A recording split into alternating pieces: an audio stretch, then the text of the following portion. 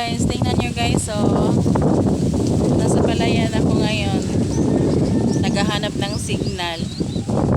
Tingnan nyo, kasi taas ko lang yung yung dito. Mahangin guys, ang lakas ng hangin, at saka at parang uulan na naman ulit. Tingnan nyo dito, hindi mataas.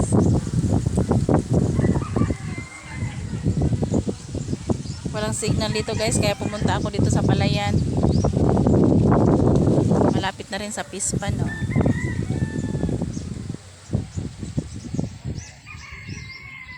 Yan yung mga new guys, oh, naglinya. Yan yung palayan. Nilagyan din nila ng parang tao sa palayan. Thanks for watching guys.